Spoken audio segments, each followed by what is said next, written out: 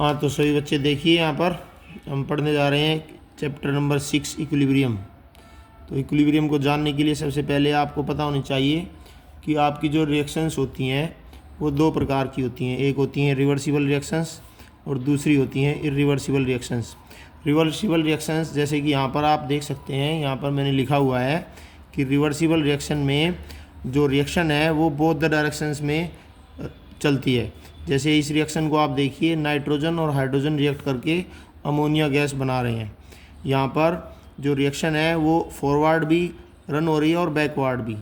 Nitrogen hydrogen react करके ammonia बना रहे हैं और अमोनिया डिकम्पोज होकर नाइट्रोजन और हाइड्रोजन गैस में कन्वर्ट हो रही है। तो ये हमारी रिवर्सिबल रिएक्शन है।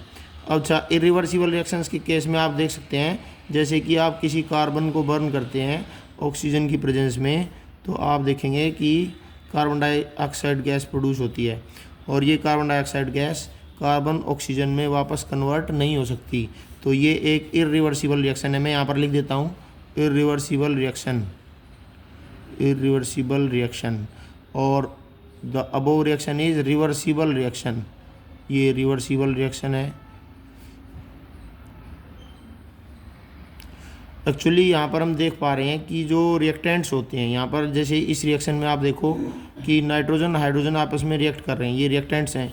और जो प्रोड्यूस हो रहा है यहाँ पर, ये अमोनिया जो है ये प्रोडक्ट है। तो अगर रिएक्टेंट्स जब रिएक्ट करते हैं, जिस रेट से रिएक्टेंट्स रिएक्ट कर रहे हैं उसी रेट से अगर ये प्रोडक्ट वापस रिएक्टेंट्स में कन्वर्ट होते हैं, तो मतलब क्या होगा कि रेट ऑफ फॉरवर्ड रिएक्शन और बैकवर्ड रिएक्शन इक्वल हो जाएंगी। ऐसी सिचुएशन को हम बोलते हैं इक्विलिब्रियम। इसी सिचुएशन को हम इक्विलिब्रियम कहते हैं। This situation can not be seen in case of reversible reactions. Reversible reaction में आपको देखने को नहीं मिलेगा, क्योंकि रिवर्सिबल रिएक्शन में जो रिएक्शन है वो बैकवर्ड नहीं होती। तो अब यहाँ पर ये जो आपको इक्विलिब्रियम मिलेगा ये सिर्फ रिवर्सिबल रिएक्शन में ही देखने को मिलेगा। अच्छा, और इक्विलिब्रियम को समझने के लिए हमें उसकी टाइप्स के बारे में जानना होगा कि इक्विलिब्रियम कितने प्रकार का होता है। तो मैं यहाँ पर लिखने जा रहा हूँ कि इक्विलिब्रियम आपका दो प्रकार का होता है। इक्विलिब्रियम आपका दो प्रकार का है। एक है फिजिकल इक्विलिब्रियम और एक है आपका केमिकल इक्विलिब्रियम। जो आपका फिजिकल इक्विलिब्रियम है ये फिजिकल प्रोसेसेस के दौरान होगा और केमिकल इक्विलिब्रियम केमिकल प्रोसेसेस के दौरान आपको देखने को मिलेगा। अच्छा, ये फिजिकल प्रोसेस क्या होती हैं? फिजिकल प्रोसेस होती हैं ऐसी प्रोसेस जिसमें सब्सटेंस न्यू प्रोडक्ट में कन्वर्ट नहीं होता। The only state of the substance changes. Substance की सिर्फ स्टेट चेंज होती है, वो न्यू प्रोडक्ट नहीं बनाता है। उस प्रोसेस को कहते हैं हम फिजिकल प्रोसेस। केमिकल प्रोसेस में आप देखोगे कि a new product is formed. तो जैसे कि आप ऊपर देख सकते हैं, ये जो दो रिएक्शंस मैंने लिखी हैं इनमें न्यू प्रोडक्ट फॉर्म हो रहा है। नाइट्रोजन हाइड्रोजन रिएक्ट करके अमोनिया बना रहे हैं, तो ये केमिकल प्रोसेस है। कार्बन ऑक्सीजन रिएक्ट करके कार्बन डाइऑक्साइड बना रहे हैं, तो ये भी एक केमिकल प्रोसेस है। अभी हम देखते हैं फिजिकल प्रोसेस। तो फिजिकल प्रोसेस के अंदर ही आपको फिजिकल इक्विलिब्रियम देखने को मिलेगा। और इक्विलिब्रियम के लिए कंडीशन है कि इक्विलिब्रियम में जो प्रोसेस है वो रिवर्सिबल भी होनी चाहिए। तो पहले हम देखने जा रहे हैं, यहाँ पर पहले देखने जा रहे हैं physical processes and physical equilibrium. Physical equilibrium in physical processes, in physical processes. तो हम यहाँ पर देख रहे हैं कि जैसे कि आपके पास ये आइस है, वाटर है, आइस, इसको आप क्या करें, मेल्ट कर दें 0 डिग्री सेल्सियस पर। तो ये आपका वाटर जो है H2O लिक्विड में कन्वर्ट हो जाएगा। आप देख सकते हैं, सब बच्चों को मालूम है कि वाटर का फॉर्मूला H2O होता है। H2O अगर मैंने यहाँ पर लिखा है आइस, तो H2O ये सॉलिड है, आइस सॉलिड होती है और ये लिक्विड है। तो यहाँ पर हम देख रहे हैं कि जो वाटर है वो लिक्विड वाटर जो है आइस में कन्वर्ट हो रहा है 0 डिग्री सेल्सियस पर, और आइस वाटर में कन्वर्ट हो रही है। 0 डिग्री सेल्सियस पर ऐसा नहीं होता कि आइस जम जाती है। 0 डिग्री सेल्सियस पर दोनों पॉसिबिलिटी हैं। Water can exist at 0 degree Celsius as well as ice can also exist at 0 degree Celsius. उसके लिए कंडीशन है, लास्ट चैप्टर में मैंने पढ़ा था कि इसको लेटेंट हीट ऑफ फ्यूजन के कारण ऐसा होता है। तो यहाँ पर हम देख रहे हैं कि आइस जो है वाटर में कन्वर्ट हो रही है, लिक्विड में स्टेट में, और लिक्विड वाटर आइस में कन्वर्ट हो रहा है। यहाँ पर न्यू प्रोडक्ट फॉर्म नहीं हो रहा है, मगर रिएक्शन चल रही है दोनों डायरेक्शंस में। तो ये एक फिजिकल प्रोसेस है, और यहाँ पर जो इक्विलिब्रियम सेटअप होगा ये कहलाएगा फिजिकल इक्विलिब्रियम। अच्छा, और भी एग्जांपल देखते हैं यहाँ पर, जैसे कि हम ले लेते हैं आयोडीन। आयोडीन ले लेते हैं सॉलिड, और हम इसको वेपराइज करते हैं, और ये आयोडीन गैस बन जाती है। यहाँ पर वेपराइजेशन नहीं होता है, यहाँ पर सब्लिमेशन होता है। कोई भी सब्सटेंस जब सॉलिड स्टेट से गैसेस स्टेट में डायरेक्ट कन्वर्ट होता है तो उस प्रोसेस को हम सब्लिमेशन कहते हैं, और जब गैसेस स्टेट से वापस सॉलिड बनेगा तो उसको कंडेंसेशन कहेंगे। तो यहाँ पर हम देख रहे हैं कि आयोडीन, सॉलिड आयोडीन गैस में कन्वर्ट हो रही है, और जो गैसेस आयोडीन है वो वापस सॉलिड आयोडीन बना रही है बाय कंडेंसेशन।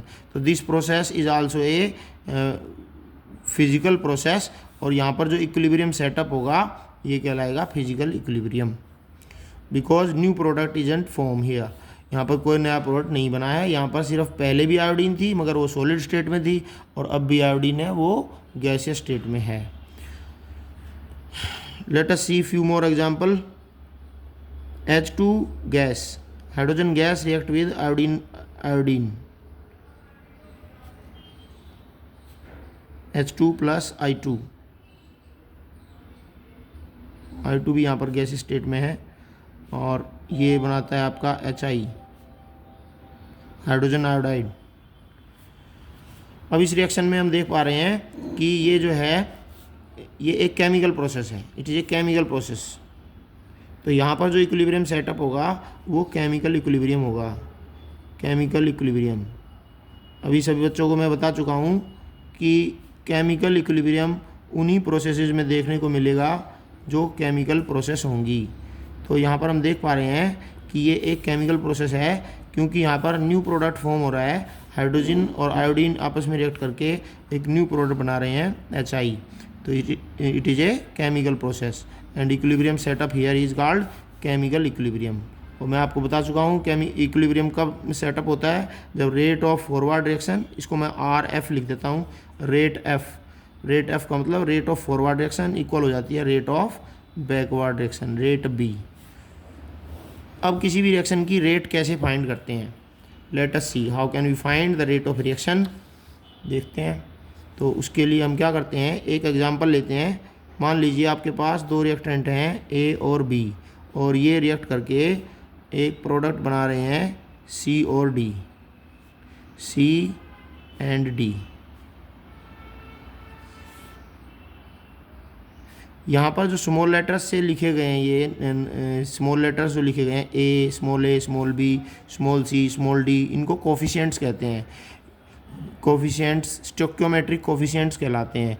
ऊपर की रिएक्शंस में भी आप स्टोक्योमेट्रिक कोफिशिएंट्स देख सकते हैं, जैसे कि यहाँ पर देख सकते हैं नाइट्रोजन का स्टोक्योमेट्रिक कोफिशिएंट क्या है, यहाँ पर कुछ नहीं लिखा हुआ है, तो यहाँ पर नाइट्रोजन का स्टोक्योमेट्रिक कोफिशिएंट 1 है, यहाँ पर 1 है। और हाइड्रोजन का स्टोक्योमेट्रिक कोफिशिएंट 3 है, और यहाँ पर अमोनिया का स्टोक्योमेट्रिक कोफिशिएंट 2 है। Stoichiometric coefficients are seen only in case of balanced chemical reactions. जब रिएक्शन बैलेंस होगी तभी स्टोक्योमेट्रिक कोफिशिएंट्स देखे जाएंगे। तो यहाँ पर मान लीजिए कि ये रिएक्शन है और ये बैलेंस्ड है, मैंने लिखी है यहाँ पर, ये बैलेंस्ड रिएक्शन है, और इस रिएक्शन में हमारे पास 2 रिएक्टेंट हैं और 2 ही प्रोडक्ट हैं। 2 रिएक्टेंट हैं हमारे पास A और B, और प्रोडक्ट भी 2 हैं C और D। लेकिन यहाँ पर जो रिएक्टेंट A है उसका स्टोक्योमेट्रिक कोफिशिएंट स्मॉल a से डिनोट किया गया है, रिएक्टेंट B का स्टोक्योमेट्रिक कोफिशिएंट स्मॉल b से डिनोट किया गया है, C प्रोडक्ट का स्टोक्योमेट्रिक कोफिशिएंट स्मॉल c से, स्मॉल लेटर c से, और D प्रोडक्ट का stoichiometric coefficient small letter d से लिखा गया है। अब यहाँ पर अगर आप लिखना चाहते हैं रेट ऑफ फॉरवर्ड रिएक्शन, तो जो हम देख पा रहे हैं कि रेट ऑफ फॉरवर्ड रिएक्शन जो होती है वो रेट लॉ से लिखी जाती है। उसके लिए हम क्या करते हैं, इस तरह से लिखेंगे, rate is equal to rate constant for forward reaction, जिसको हम KF कहते हैं, rate constant of forward reaction, और the concentration of reactant A, या ये कंसंट्रेशन का सिंबल है। कंसंट्रेशन से अगर आप लिखनी है, कंसंट्रेशन ऑफ A लिखनी है आपको, तो आप स्क्वायर ब्रैकेट्स का यूज़ करेंगे। तो रिएक्टेंट ए के लिए कंसंट्रेशन लिखनी है तो लिखेंगे ए, कैपिटल ए और फिर ये square brackets, this is called concentration of A.